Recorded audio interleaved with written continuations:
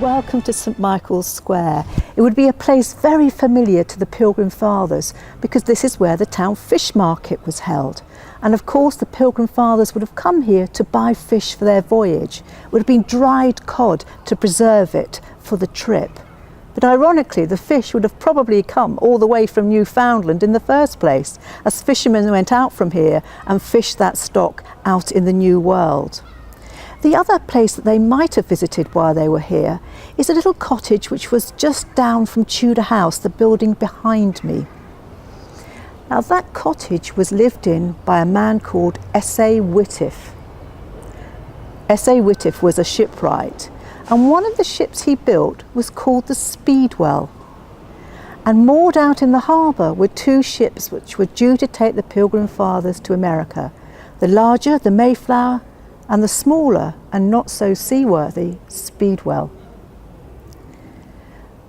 They might also have come to St Michael's on Thursday to hear the sermon that was preached in St Michael's Church. St Michael's was an Anglican church and so not as Protestant as the Pilgrim Fathers, who were Calvinists in their leanings, but the sermon was more to their taste, and this was presented every Thursday evening before the fish market took place on Friday.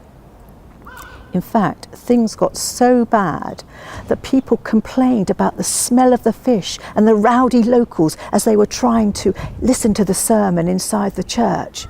And eventually the fish market was dismantled and moved elsewhere.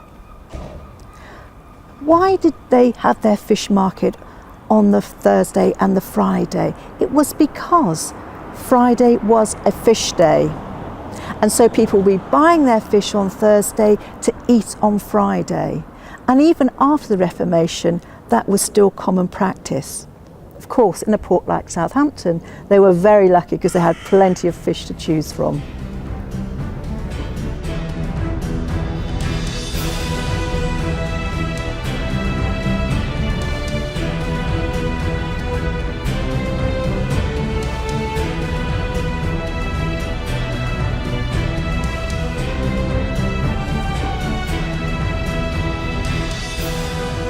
When the Pilgrim Fathers were ready to embark on the Mayflower and the Speedwell, it was to this gate that they came.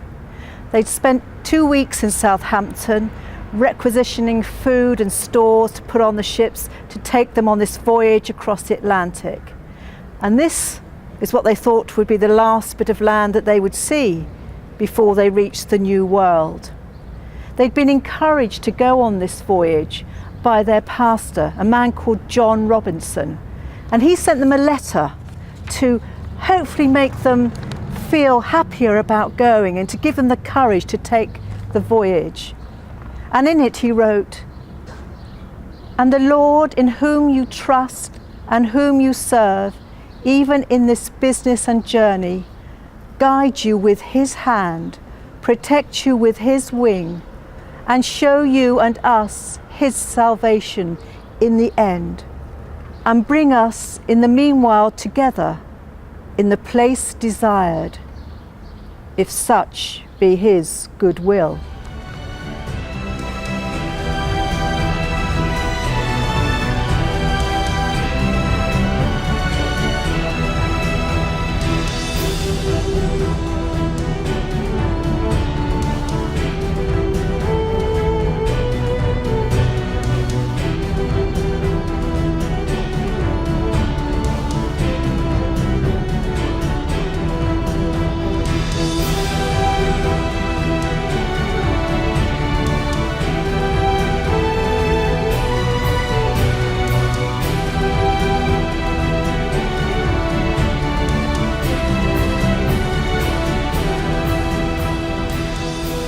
In 1620, the Pilgrim Fathers finally left Southampton and went to America.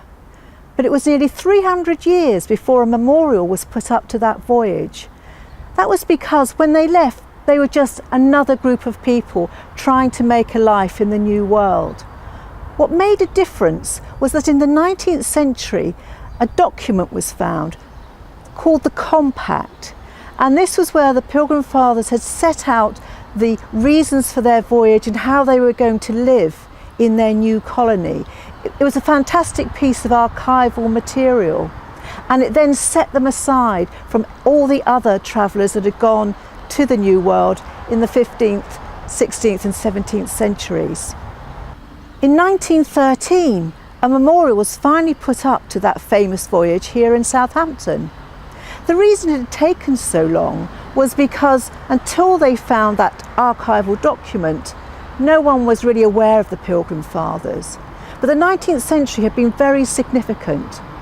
The compact had been found, and then romantic poets like Longfellow started to write about the voyage and about some of the famous people on the voyage, like John Alden.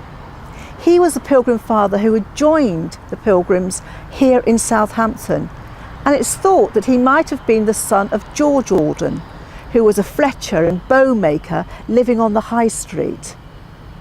John Alden became one of the most famous of the founding fathers, and if you're a descendant of John Alden, you can put a plaque on the Mayflower Memorial. In fact, anyone who's a descendant of the Pilgrim Fathers can do that. The memorial was made in 1913 because at that time England and America had been trying to make a rapprochement.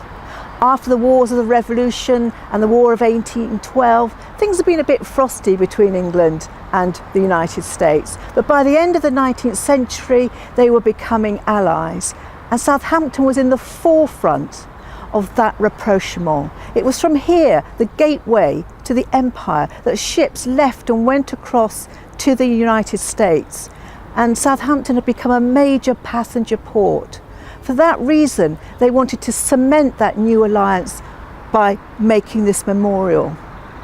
And indeed, a few years later, the two allies were fighting in the First and then in the Second World War.